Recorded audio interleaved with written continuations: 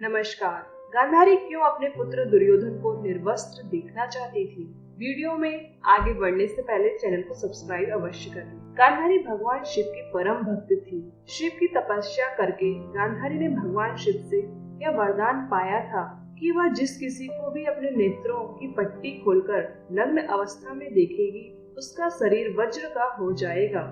घटना इस प्रकार की है। गांधारी दुर्योधन से कहती है कि मैं तुम्हें विजयश्री का आशीर्वाद तो नहीं दूंगी, किंतु यह शिव भक्तिनी एक कवच पहना सकती है। हे पुत्र, गंगा जाकर स्नान कर आओ और वहां से सीधे मेरे पास आओ, किंतु ऐसे ही जैसे तुम जन्म के समय थे। तब दुर्योधन कहता है, नग्न माताश्री।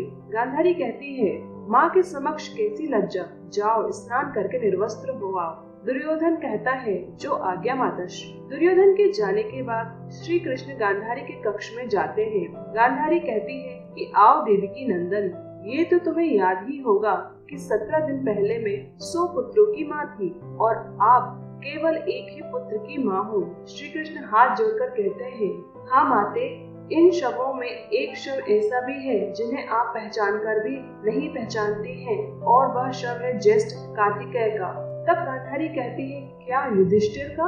तब श्री कृष्ण कहते हैं, नहीं माता, राधे था ज्येष्ठ कार्तिकेय।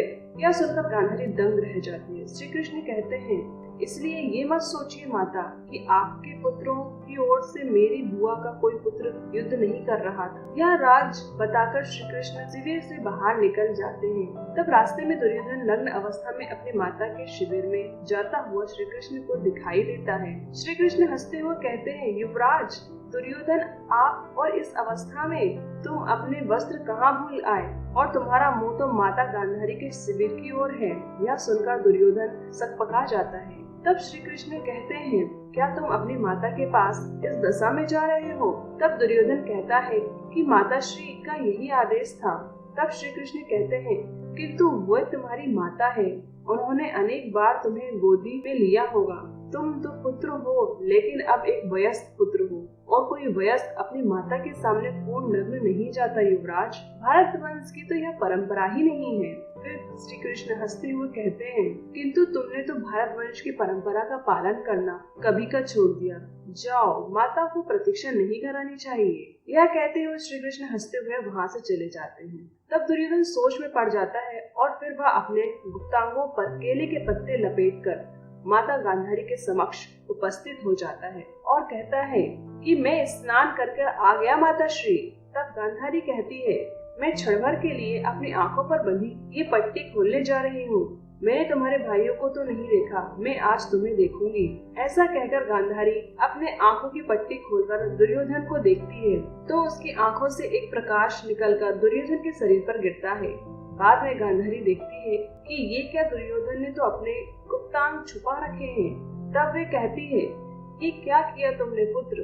तब दुर्योधन कहता है कि माँ, आपके सामने नग्न कैसे आता? तब गांधारी कहती है, किंतु मैंने तो तुम्हें यही आदेश दिया था। दुखी होकर वह पुनः अपनी आंखों की पट्टी बांध लेती है। फिर वह कहती है, तुम्हारे शरीर का वह भाग जिस पर मेरी दृष्टि पड़ी ही नहीं दुर्बल रह गया पुत्र। शरीर का शेष भाग वज्र का हो गया।